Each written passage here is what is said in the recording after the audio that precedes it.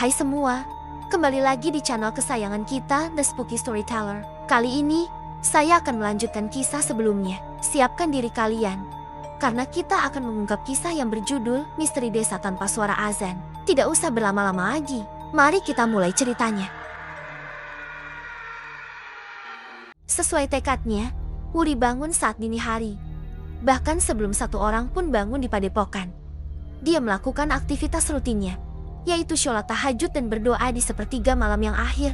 Semua hal yang sedang dia hadapi saat ini, dia ceritakan pada Sang Halik dan memintanya memudahkan urusannya dan memberi jalan keluar dari setiap masalah yang dia hadapi. Suara kokokan ayam dari kejauhan terdengar di telinga Wuri menandakan bahwa waktu subuh sebentar lagi tiba. Setelah yakin sudah memasuki waktu subuh, Wuri menghentikan aktivitas cikirnya dan berganti menunaikan sholat subuh. Setelahnya Wuri berdoa dengan doa-doa penjagaan yang rutin dia lakukan pagi dan sore. Tak lupa dia menambahkan bacaan 3 ayat terakhir dari surah Al-Hasr yang salah satu manfaatnya yaitu dijaga oleh 70.000 malaikat. Hati Wuri merasa tenang apabila telah selesai melakukan rutinitas sore dan paginya. Baginya tidak ada yang lebih baik penjagaannya daripada dijaga oleh malaikat yang merupakan suruhan Allah. Saat Wuri keluar dari kamar, fajar sudah mulai menyingsing. Cahayanya memang belum begitu terang, tetapi cukup menerangi area padepokan yang sebagian besar obor penerangannya sudah padam. Wuri berjalan mengendap-endap menuju kamar Lastri. Dia berencana mengikuti semua kegiatan Lastri hari itu karena dia pikir dengan mengikuti Lastri dia akan bisa menemukan keberadaan orang tuanya. Belum juga sampai di kamar Lastri, Wuri dikejutkan dengan kemunculan Mbak Yuni yang tiba-tiba. "Mau kemana, Neng?" tanya Mbak Yuni. Wajahnya menyimpan banyak tanda tanya. "Aku mau mengikuti aktivitas Mbak Lastri mulai bangun tidur sampai nanti akan tidur lagi. Tolong Mbak Yuni biarkan saya sendiri dulu. Mbak Yuni bisa pura-pura tinggal di kamarku agar tidak ada yang curiga." "Baik, Neng. Aku akan melaksanakan apa kata Neng Wuri." Wuri yakin bahwa Mbak Yuni orang baik, makanya dia menjawab apa adanya. Mbak Yuni kemudian pergi dari hadapan Wuri untuk menuju kamar Wuri. Tujuannya adalah agar orang menyangka bahwa Wuri ada di kamarnya. Jika dia berkeliaran tidak di kamar Wuri, orang pasti curiga. Sementara Wuri masih menunggu Lastri keluar dari kamarnya. Dia bersembunyi di balik tembok yang berada di belakang kamar Lastri. Tak sampai 30 menit, Lastri keluar dari kamarnya dengan memakai pakaian khas orang Dayang, yaitu sebuah kebaya dipadu dengan kain jarik dan dengan rambut disanggul. Wuri mengikuti langkah-langkah Lastri. Dari jarak aman, ternyata Lastri menuju dapur umum padepokan. Di sana ada beberapa petugas khusus yang bertugas memasak untuk seluruh penghuni padepokan. Petugas-petugas tersebut terdiri dari beberapa orang laki-laki dan perempuan. Lastri menuju ke pojokan dapur di mana terdapat peralatan untuk makan dan minum. Sebuah nampan dia ambil. Setelahnya dia juga mengambil beberapa piring serta sendok dan diletakkan di atas nampan. Dia kemudian meletakkan nampan tersebut di atas meja. Lastri balik lagi ke tempat peralatan makan dan minum berada. Kini dia mengambil sebuah panci berukuran agak besar serta bakul. Wuri melihat dengan seksama semua kegiatan Lastri dari balik rimbunnya pohon cemara. Setelah mengisi panci dengan sayur dan mengisi bakul dengan nasi, Lastri tidak lantas beranjak dari tempat tersebut. Agak lama dia duduk, sepertinya menunggu seseorang. Benar saja seorang Dayang lain dengan penampilan sama datang menghampirinya. "Lastri, maaf aku terlambat. Apakah semuanya sudah siap?" kata orang itu begitu sampai. "Sudah, Niken. Hanya tinggal mengisi kendi itu dengan air putih," jawab Lastri sembari menunjuk kendi yang masih tergeletak di atas meja. Tanpa banyak kata, Niken mengambil kendi itu dan mengisinya dengan air putih. "Semua sudah siap sekarang. Ayo kita berangkat. Nanti keburu penduduk padepokan lain bangun dan mengetahui aktivitas kita. Jika sampai itu terjadi nyawa kita akan terancam. Sudah pasti Kisuro akan marah besar karena kita lalai," ajak Niken setelah selesai mengisi kendi. "Ayo," jawab Lastri. Dia lantas berdiri. Keduanya kemudian pergi dari dapur. Lastri membawa nampan berisi piring dan sendok serta kendi. Sedangkan orang yang disebut Niken membawa nampan lain yang berisi panci berisi sayur matang dan bakul berisi nasi. Keduanya tak menyadari ada sepasang mata yang mengawasi kegiatannya. Mata tersebut adalah milik Wuri Sukmayani. Keduanya berjalan melewati bangunan tempat Wuri tinggal. Membuat Wuri agak heran. Setahunya di belakang bangunan tempat dia tinggal hanyalah sebuah halaman kosong. Namun Wuri mengabaikan keanehan perbuatan dua orang Dayang itu. Dia memilih tetap mengikuti kedua Dayang itu. Tiba-tiba, saat pandangan Wuri terhalang tembok kamarnya sendiri, Wuri kehilangan jejak keduanya. Perasaan tadi dua dayang itu berada di halaman belakang kamarnya. Tetapi sekarang dua orang dayang tadi sudah tidak ada lagi, seolah-olah ditelan bumi. Kemanakah mereka? Sebuah tanda tanya besar berada di benak Wuri.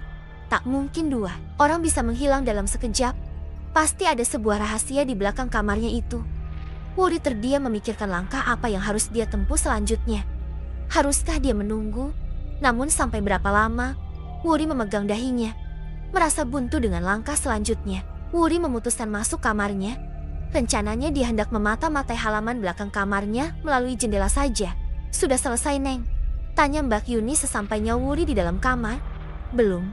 Mbak Lastri dan seorang temannya tiba-tiba menghilang di belakang kamarku. Aku tidak tahu harus mencari kemana, jawab Wuri sambil duduk di atas ranjang. Menghilang? Mbak Yuni bertanya keheranan. Iya, menghilang begitu saja. Kok bisa? Aku juga tidak tahu dia pergi kemana. Belakang halaman kan dikelilingi pagar bambu yang rapat. Mana mungkin mereka melompati pagar bambu? Ya kan, Mbak? Iya, Neng. Keduanya terdiam. Pikirannya sibuk mencari kemungkinan kedua dayang itu pergi. Namun hasilnya sama-sama nihil. Ya sudah, kamu sekarang boleh pulang dan beristirahat di kamarmu. Aku ingin sendiri. Wuri menyuruh Mbak Yuni pergi dari kamarnya. Sebetulnya dia hanya ingin mempunyai privasi saat mengamati halaman belakang untuk menyelidiki kasus yang sedang dihadapinya. Mbak Yuni pergi, menyisakan Wuri yang kini duduk termenung di depan jendela. Pandangannya ke halaman belakang hampir tidak berkedip. Dia berharap dua dayang itu segera muncul. Tetapi hampir setengah jam menunggu harapannya tak kunjung tiba. Lastri dan Niken tak kunjung muncul. Wuri menggeliat sejenak lalu berdiri mondar-mandir di dalam kamar untuk menghilangkan kejenuhan akibat menunggu. Saat kembali ke depan jendela, dia melihat dua orang dayang tadi tiba-tiba sudah muncul dengan membawa nampan berisi peralatan makan yang sudah kotor. Nasi dan sayurnya sudah habis. Kini Wuri benar-benar dibuat bingung. Bagaimana bisa dua dayang tadi menghilang dan muncul begitu saja? Pasti ada sesuatu tersembunyi. Aku harus mencari tahu segera setelah dua dayang itu pergi. Batin Wuri saat Lastri dan Niken sudah berlalu melewati kamar Wuri. Wuri keluar dari kamarnya dan menuju halaman belakang. Dia lalu berdiri mengamati sekeliling pagar bambu di belakangnya. Tak ada satupun celah yang memungkinkan seseorang lewat. Satu-satunya celah hanyalah jalan pintas yang dibuat panji dan letaknya cukup jauh. Sangat tidak mungkin dilewati dua dayang itu dengan cepat. Lantas dua orang tadi membawa makanan tadi kemana? Pertanyaan itu kembali berkecamuk di benak Wuri.